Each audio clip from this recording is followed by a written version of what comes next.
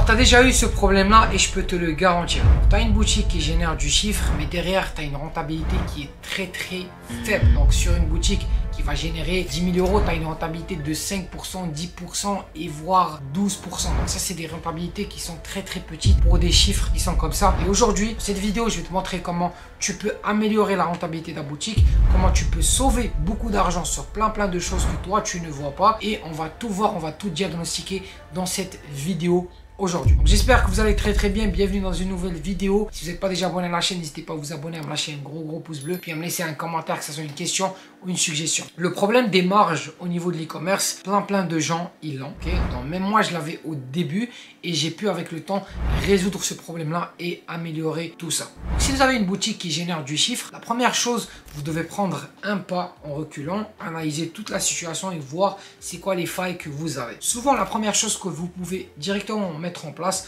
quand vous avez une boutique qui fait un peu de volume, déjà vous transitionnez vers un agent. Si vous fonctionnez toujours avec AliExpress ou avec des plateformes comme CJ Dropshipping, tout ça, c'est un peu compliqué. Je vous conseille de passer avec des agents ou avec des fournisseurs privés sur Alibaba. Parce que la première chose, vous pouvez sauver énormément de temps et énormément d'argent au niveau des prix des produits. Ça, c'est la première chose. Souvent, sur les autres plateformes, sur AliExpress, le prix du produit est plus cher. Donc, si vous pouvez économiser au niveau du prix du produit, ça va grandement vous aider. Ça va grandement vous aider au niveau de vos marges. Pour négocier ça, il faut faire du volume. Si vous faites un peu de volume, vous pouvez passer avec un agent et il peut vous aider à avoir les prix qui sont moins chers au niveau des produits. Si vous n'êtes pas en mesure de faire ça, ce que vous pouvez faire, c'est d'acheter un petit stock. Quand vous achetez un stock, quand vous achetez des produits en quantité, vous touchez des prix qui sont moins chers. Vous pouvez acheter des produits, les stocker chez un agent et lui, il va s'occuper de la livraison de la Chine vers le pays où vous vendez. Donc ça, c'est la première chose. Vous devez diagnostiquer le côté coût des produits, donc cost of goods sold. Donc vous regardez ça, vous regardez est-ce que vous payez des prix qui sont raisonnables. Regardez sur Alibaba, regardez tout ça, consultez plusieurs agents et regardez avec eux c'est quoi les prix qu'ils peuvent vous proposer et déjà ça va vous permettre de sauver de l'argent et avoir une meilleure rentabilité. La deuxième chose que vous pouvez mettre en place, c'est regarder au niveau des ads. Est-ce que vous dépensez énormément d'argent? Regardez c'est quoi les campagnes qui dépensent beaucoup d'argent sans avoir une bonne rentabilité. Regardez c'est quoi les produits que vous vendez le plus et qui vous rapportent pas beaucoup. Donc si par exemple vous avez un produit A sur lequel vous dépensez 80% de votre budget mais que ce produit là ne vous rapporte pas beaucoup, mais que derrière vous avez des produits en upsell, que vous avez juste un petit budget de ads pour ces produits-là qui fonctionnent très bien, il y a un réel problème dans tout ça. Vous devez mettre le plus d'argent en publicité sur les produits qui fonctionnent le mieux. N'oubliez pas ça. Donc si vous avez un produit qui fonctionne très bien, upsell, vous pouvez déjà le prendre et commencer à le tester en publicité tout seul et voir comment ça se passe. S'il fonctionne très bien,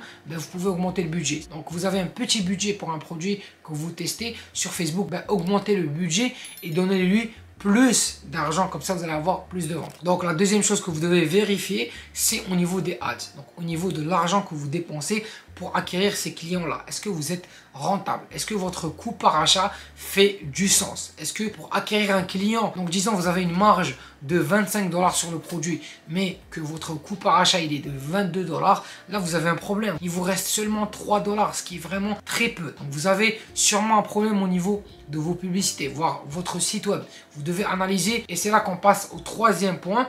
Vous devez voir est-ce que sur votre site web, est-ce que votre tunnel fonctionne super bien? Est-ce que vous avez un bon taux de conversion sur votre site web? Est-ce que vous avez un bon panier moyen? Donc si vous avez un produit qui se vend à 35 $ et que votre panier moyen est de 35 $, vous avez réellement un problème sur votre site web et vous devez le résoudre. Okay? Donc vous devez améliorer votre offre marketing, donc avoir peut-être des offres, avoir des rabais, avoir des packs, avoir beaucoup de choses que vous pouvez mettre en place au niveau de votre site web pour améliorer votre panier moyen. Vous devez analyser toutes les statistiques de votre site web en commençant par le nombre de visites. Est-ce que vous payez beaucoup pour le nombre de visites que vous avez? Est-ce que le visiteur vous coûte 1 €? Est-ce que le visiteur vous coûte moins cher? Si vous coûte 1 €, c'est qu'il y a un gros problème au niveau de vos ads. Ok, vous n'avez pas un bon taux de clic, vous avez peut-être un CPM qui est super élevé, vous avez un CPC qui est élevé. Donc tout ça, vous devez l'analyser. Ok, donc vous devez analyser tout le tunnel du début jusqu'à la fin. Sur le site web, comme j'ai dit, la première chose qu'on va analyser, c'est le nombre de visites. Donc le nombre de trafic qu'on a. Est-ce que le trafic qu'on a,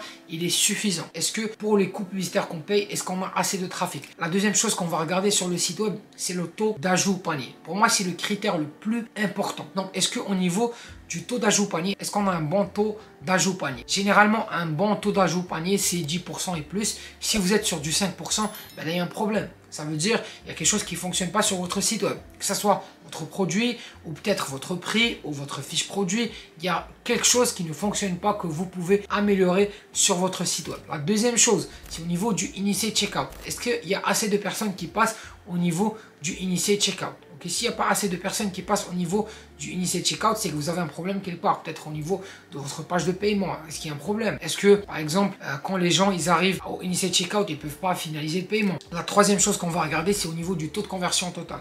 Est-ce que quand les gens se rendent à la dernière étape pour finaliser le paiement, ils ont peut-être des frais supplémentaires, ils n'ont peut-être pas tous les moyens de paiement qu'ils peuvent utiliser. Donc si vous êtes par exemple en France, vous devez avoir PayPal. Les gens payent beaucoup avec PayPal. Donc si vous n'avez pas PayPal, vous allez voir que vous allez avoir un drop-off au niveau de la conversion. Donc du initié checkout à la conversion, vous allez avoir beaucoup de drop-off. Donc les gens, ils arrivent, ils veulent payer. Donc ils ont fait le initié paiement, ils veulent payer, mais ils ne sont pas en mesure de le faire parce qu'ils n'ont pas PayPal et eux, ils utilisent PayPal. Si vous vendez par exemple dans des pays comme l'Allemagne, tout ça, vous devez avoir PayPal aussi. Vous devez avoir Klarna. Klarna est beaucoup utilisé dans ces pays-là. Donc si vous n'avez pas Klarna, ça va être un peu problématique pour vous et vous allez avoir une baisse au niveau du taux de conversion. Et puis l'autre chose que vous pouvez mettre en place quand vous avez un bon produit qui fonctionne bien, vous pouvez commencer à miser un peu plus sur le trafic organique. Vous pouvez améliorer votre SEO, vous pouvez avoir un peu plus de canaux de trafic, donc ne misez pas tout sur Facebook. Comme ça, si demain Facebook, il y a un problème avec Facebook, vous avez une baisse de trafic,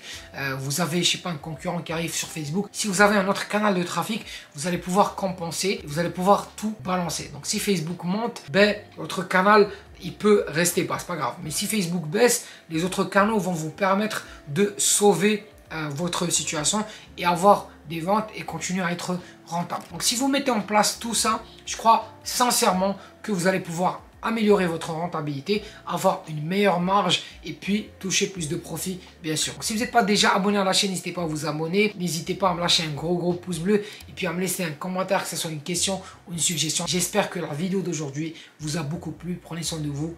Ciao.